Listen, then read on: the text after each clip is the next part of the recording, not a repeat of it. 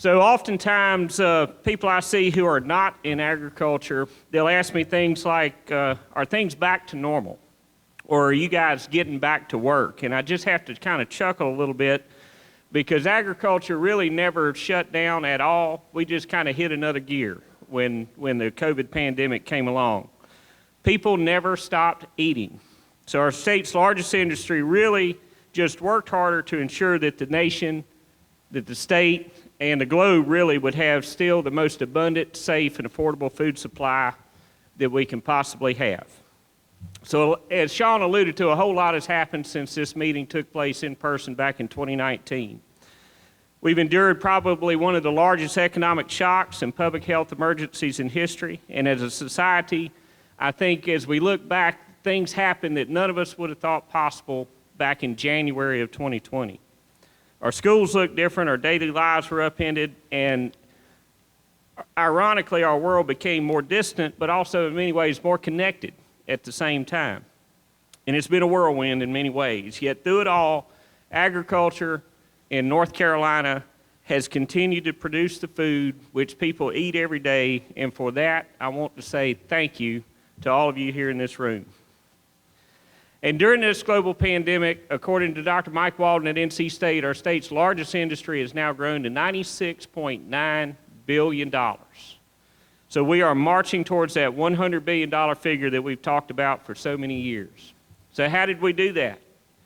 Pork exports to China were up 20% last year, and I believe if we'd had more freezer space in North Carolina, we would have shipped more. Poultry exports were up 20% as we resumed trade with China. We've tackled low-path avian influenza, and we're back in the export market, and poultry exports to China alone went from nothing in 2018 to over $100 million in 2020. China is also back in the tobacco market and buying tobacco again. And I'm happy to say that through work with Farm Bureau and NC State, NCDA also played a role in that in helping to meet some of the phytosanitary restrictions for entry of our tobacco into China. And it took a lot of hands on deck, but that's a key thing for a key sector of our agricultural economy. And closer to home, I think people gained a new appreciation of where their food comes from and how important farmers are in their local communities and how important farms are to our state. And I think one of our challenges in agriculture is keeping that momentum going and capitalizing on it and continuing to take every opportunity we can to increase the ag awareness of all of North Carolinians. So one of the most exciting things that we've got going on in the Department of Agriculture is last week we received what's called a Certificate of Beneficial Occupancy for the Steve Troxler Agricultural Sciences Center, which is here in Raleigh out on Reedy Creek Road. It's a new state-of-the-art laboratory building, and it will house the regulatory divisions of food and drug, veterinary services, structural pest control, pesticides, and our standards division. And folks, this has been a long time coming. It is an incredibly complex building that has to maintain temperature and humidity to very, very tight tolerances, and we finally got it where we can begin the move-in process. It's also a beautiful building, and I hope soon that many of you, Sean, I know you've seen it, and many others have, but I hope all of you will be able to see this new facility out on Reedy Creek Road that's there to serve agriculture in North Carolina. The move-in will begin shortly, and it sounds simple just to move, but when you consider there's over 1,400 pieces of very sensitive laboratory equipment that has to be moved, it will be a carefully choreographed production over the next 6 to 8 weeks. One of the people that was most instrumental and involved with the Steve Troxler Agricultural Sciences Center from its very inception was Joe Reardon, who is my colleague as Assistant Commissioner for Consumer Services. Joe had over 38 years of service with NCDA, and he recently retired. And now while we cannot replace Joe, and we know that, he will be sorely missed, but Commissioner Troxler in his 4 terms thus far, and he's now into his 5th term, I think he's assembled a very deep bench.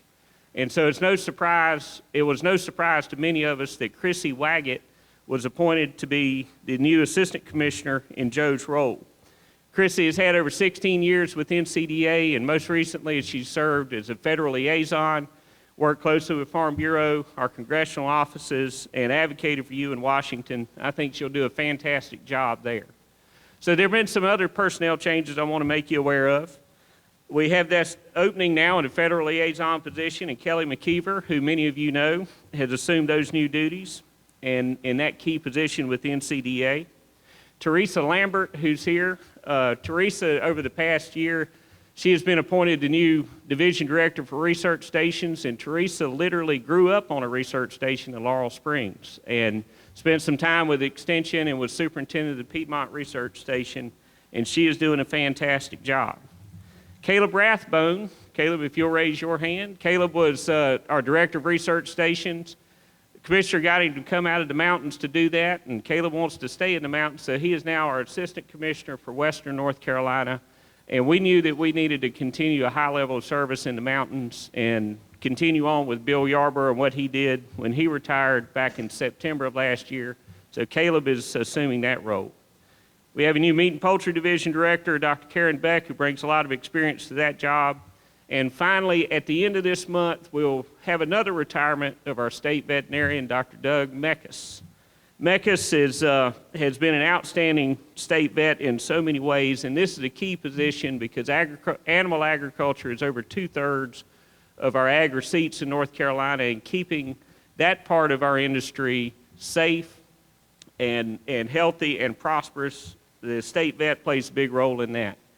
So we are promoting Dr. Mike Martin, who has previously served over our poultry programs. He will begin as a new state vet at the end of this week, actually on Monday, next week. So as I mentioned before, NCDA and all of agriculture really hit another gear when the COVID pandemic began. We've assisted the livestock industry and all farmers in North Carolina in every way that we possibly can. NCDA staff have worked closely with the Department of Health and Human Services, Extension, and many other partners where we could to ensure the safety of our farm workers, our food system workforce, and the overall marketability of North Carolina ag products. And due to appropriations with the legislature, there have been several new grant programs that have come along as a result of COVID. Those have assisted farmers markets, H-2A employers with quarantine situations, and our protein supply, to name just a few. One of those most successful, I think, has been the IMPECT program. That is designed to increase the capacity of our small and medium-sized meat processors. Through cost shares and for expansion of capacity in this sector, we've been able to pump $27 million into increased capacity for our small and medium-sized processors. In just a few months into COVID, the wait time for a livestock producer to get an animal slaughtered quickly grew to 12 months or more. So the need was definitely there. Last week, I talked with one of our medium-sized meat processors in the Piedmont who was on track to slaughter twice as many cattle and hogs in 2021 as he did in 2019. So we're already seeing the results of that. We hope this is a lasting effect on North Carolina agriculture and those consumers who've discovered these local meat products. Seafood processors were also assisted with this program, and we're requesting additional COVID monies to continue the program through research, education, and marketing efforts in the future. There are a lot of examples of ways that agriculture has adjusted throughout the pandemic, and many of you took part in those. We found new ways to market our products. We've had to relearn how to do international marketing, and thankfully, a lot of that is returning to normal, but there are lessons that we, I think, can take from the last 18 months. In the General Assembly, as they continue to work on a budget, we're pleased with the Senate's inclusion of additional funding for farmland preservation, stream debris removal for resilience to the weather events that have affected us so much, and additional capacity for our nematode testing capabilities in the department, to name just a few. And I also want to thank the General Assembly and the Governor for signing into law the 2021 Farm Act. It contains several provisions, but a key one is to allow for a general permit to utilize hog waste as a renewable energy source in North Carolina. These are steps in the right direction for our state, steps in the right direction for agriculture. So as we look to the coming year, there'll be a number of issues on the federal level. The Biden administration obviously is going to emphasize climate change in their farm programs. And like Farm Bureau, we will have a seat at the table and look for ways that policy can be crafted that recognizes the already positive contributions of agriculture to mitigating climate change and sequestering carbon.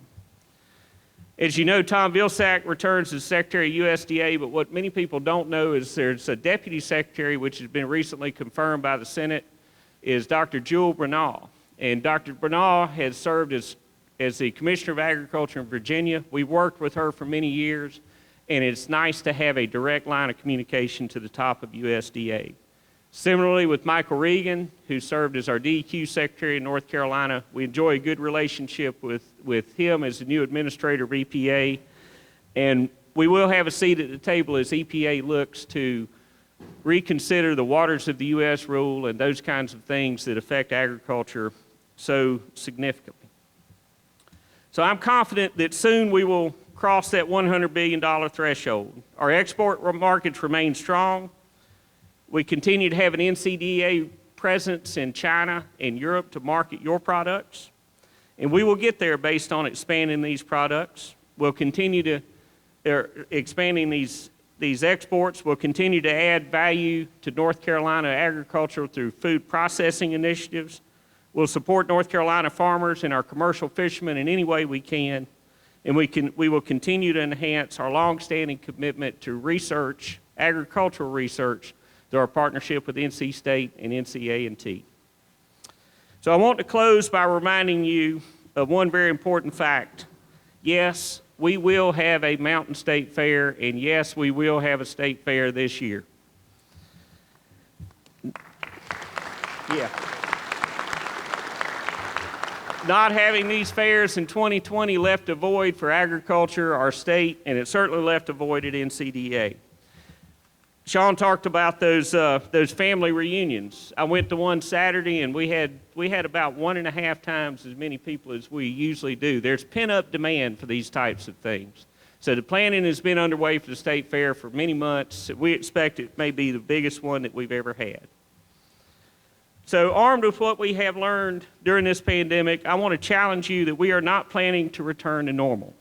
We knew before the pandemic that normal that we knew before the pandemic, but we are even more focused on creating and growing a new normal that includes more opportunities for our farmers and agribusiness community domestically, internationally, and a greater appreciation and access to local products in a farm economy that's re-energized and is driven by research and innovation.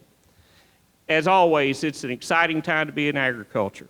So thank you for everything that you do. Thank you for the partnerships that we have that make agriculture our state's #1 industry. Thank you.